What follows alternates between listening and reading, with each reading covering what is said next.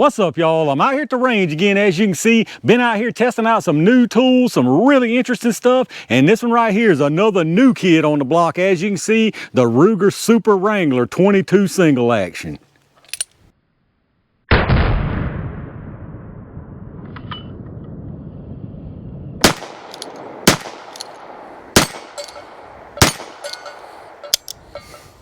So far, so good. Let's talk about this thing for a few minutes. All right, y'all, let's take a quick look at this new little rimfire wheel gun here. So, like I said, what you got here is the Ruger Super Wrangler. Obviously, the super version of their regular Wrangler single action 22 LR. So the big difference here, obviously, is this one comes with your 22 Magnum cylinder. So finally, the Ruger Wrangler is able to run 22 mag. Now, this will be my first Wrangler of any kind. I don't have the regular Ruger Wrangler, and the main reason I never did get one is because they couldn't run 22 mag. Y'all know I've got tons of those Heritage Rough Rider revolvers. Those things run 22 mag. They always have. They've got the same Zamac frame that the regular Wrangler has. Now, that's a big difference on this one. I don't know why Ruger felt like their frame couldn't handle 22 Magnum. I'm assuming they felt that way because this frame is actually fully steel. This entire frame is steel. Now, the cylinder frame, the upper frame, this lower frame and the back strap and all of that is still that Zamac material.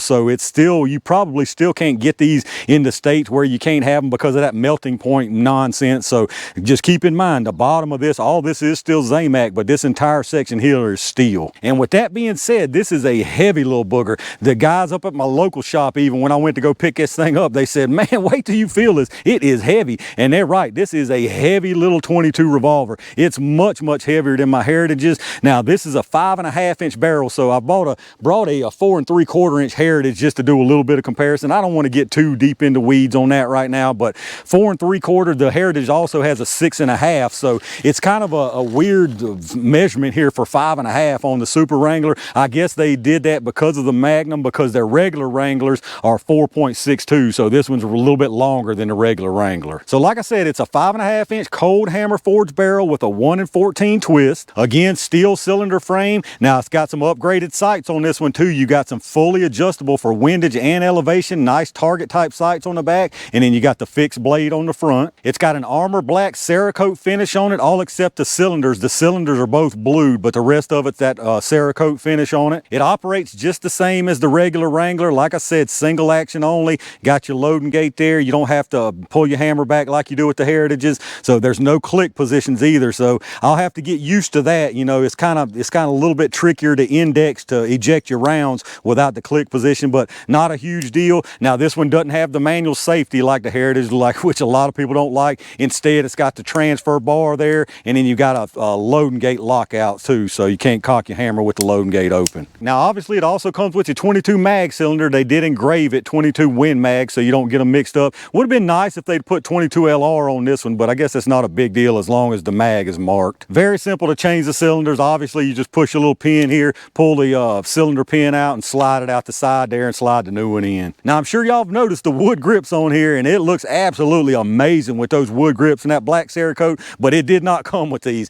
It came with these old black plastic ones, just a standard black plastic Ruger Wrangler grips. I absolutely hate those things. I think these plastic grips look absolutely terrible, and you can see, I mean, those wood grips turn this thing into something really, really nice looking. But that's really about all I can think of to mention on it. I touched on the little differences, I believe, between the regular Wrangler. Like I say, I don't have one, but what I read up on, I think I covered the differences there. I've got a couple different types of ammo here for the LR. We got the auto match and we got the Aguila. I got some Stinger here to make sure I'm moving fast enough to set my boom booms off. And then for the Magnums, we got some Maxi Mag and a little bit of this Arms Core Magnum. So let me get us set back up and let's see if we can have some more fun. All right, I got us a cylinder full of these Aguila 40 grain round nose. I'm just gonna send them right there at that 10-yard target right in the middle, kind of slow so I can maybe see where my point of impact is. I'm gonna just tell you right now, when I checked where I hit that boom boom, but those other ones, they were all over the place. I'm hoping that was just me being sloppy with it. Well, let's see. I'll try to take my time and go right for the center of the little small inner gong.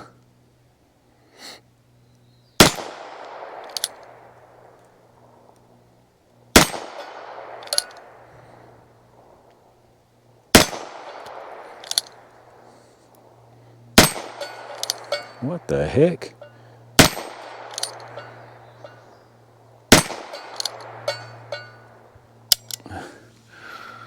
All right, I think I got 4, maybe 3 or 4 in the middle and 3 or 4 on the right side right there. That's a little weird. That's what I was seeing earlier too. Let me look at that and load up another cylinder. All right, let's try that again. Let's see if I can keep them all in the middle. I don't get those 2 to the right there. I was holding the same spot, so same rounds here, same 40 grain Aguila round nose. I'll try my best to hold the exact same spot.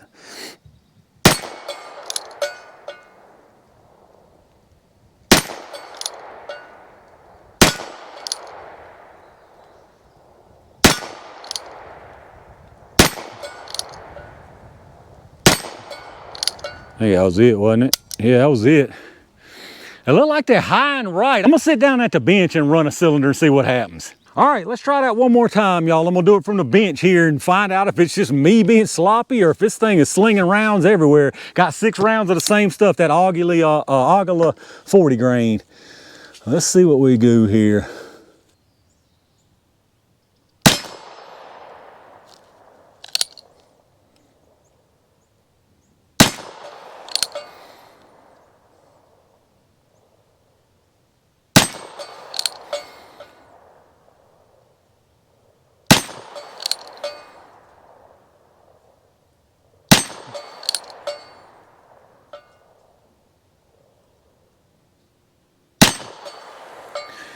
All right, I don't think that's nothing spectacular, but I believe ain't none stringing to the right, so maybe that was just me stringing them high and right.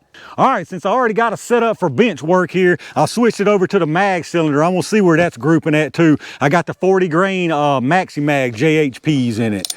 Well, let's see what these do.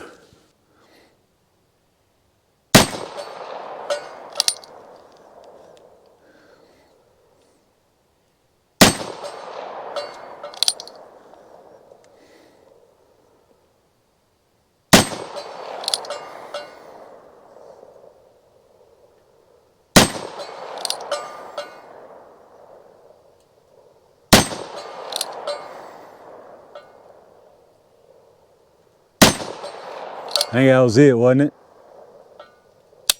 Yeah, that was it. I believe those grouped up pretty good down there. Now that I'm on the bench, I can see where I'm at. I'm hitting just a hair low of where I'm aiming at, but that's looking pretty doggone good. All right, let's see if I can manage to hit anything standing up here, y'all. I got us another cylinder full of the 22 LR. I switched back to LR with the Aguilas, the 40 grain round nose. So let's see if I can manage to get anything here. Well, I know I can get something, but I need to put them where I want them. All right, let's see them rounds down there.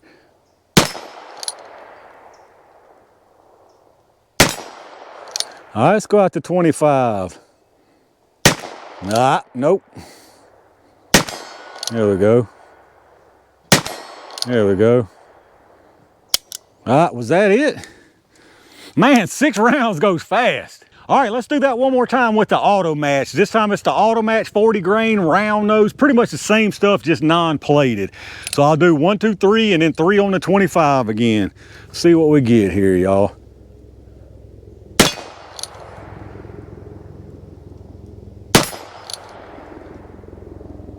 Ah, that was totally me there.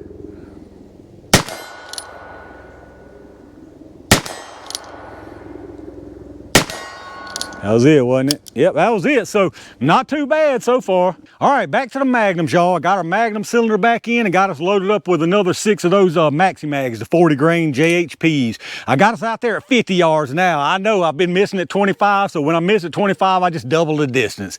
Let's see if we can miss a few out here at 50, y'all. I can definitely miss them. There we go. Ah. I think I'm low.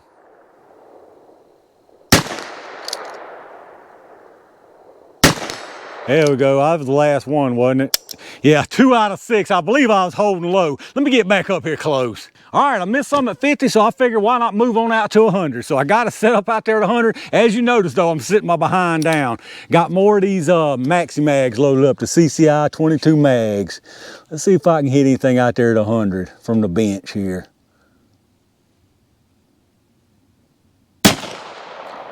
Not with that one. No. There we go. It's holding low. Now my glass is fogging up.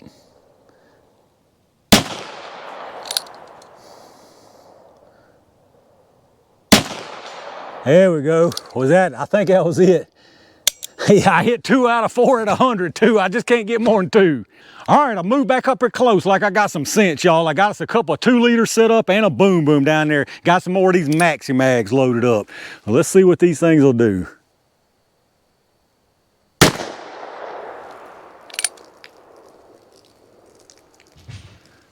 I believe it just popped a little hole in it.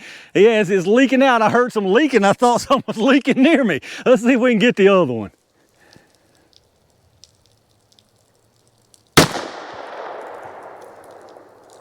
I don't think I got that one, did I? Yeah, these 22s ain't doing much for the 2-liters, even though they Magnums. Let's see if I can get the boom boom.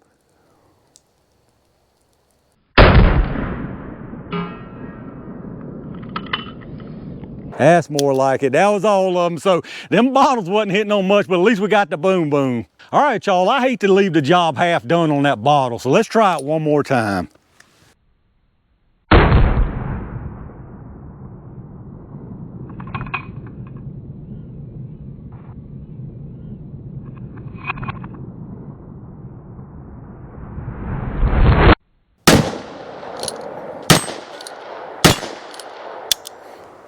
Now we can call it a job well done. All right, y'all, I'm gonna wrap it up right there for this fun video with the Ruger Super Wrangler. What can you say? Another new tool that ran absolutely flawless out here. No kind of failures of any kind, no light primer strikes, even with cheap bulk ammo, so definitely a winner so far. Now, my performance out here, on the other hand, started out a little shaky out here. It got me a little worried with them rounds stringing to the right like that, but apparently it was just me. I have noticed one thing, it's a little tough to pick up this blacked out front blade, so I probably will color that. If they would have put the little white outline around the notch back here, I think it would have made it a little easier to pick up, but being blacked out notch in the front and a blacked out ramp, it's really hard to pick that front ramp up. But other than that, I really don't have any complaints at all out of it. Like I said, the only reason I hadn't picked one of these up before now is because they didn't run 22 Magnum. There's no way I'd buy one if it didn't run 22 Magnum, because I've got those Heritage revolvers like I already mentioned before. Now, that's something else I wanted to just touch on briefly, the difference between this and the Heritage as far as quality wise.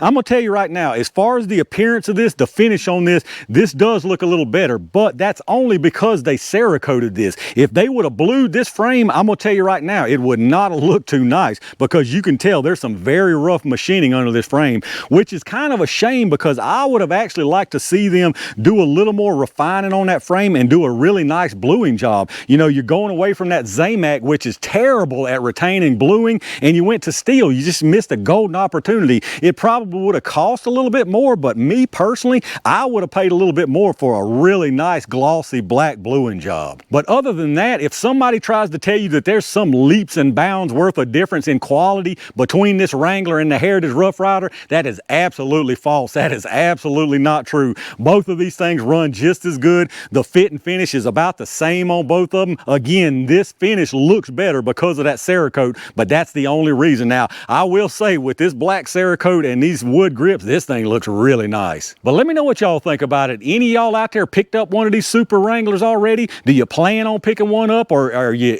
so invested in the Heritage Rough Riders and the cylinders and the grips that you think it's kind of too little too late on this? Let me know down in the comments what your thoughts are. If you did enjoy the video, again, reach down and hit that thumbs up button. Make sure you subscribe to the channel and click them notifications on so you don't miss anything when I upload it. Take a second, like I always ask you, and hit up those affiliate links in the video description. If you shop through Amazon, hit up my storefront link first. You'll go right through Amazon just like normal from there, and anything you buy anywhere on the site after that, I get a kickback from them towards the channel. Same deal on those axle links. If you're in the market for some really nice ear pro, hit those links up down there and you'll save a whole lot of money instead of clicking straight to their site. Like I tell you every time, I really appreciate all my Range Gang members and every single one of y'all out there for supporting the channel. Tons of really good stuff headed y'all's way. I've got one more new tool that I'm getting ready to test out right now, so be on the lookout for that. And in the meantime, stay safe, stay prepared, and I'll see you soon.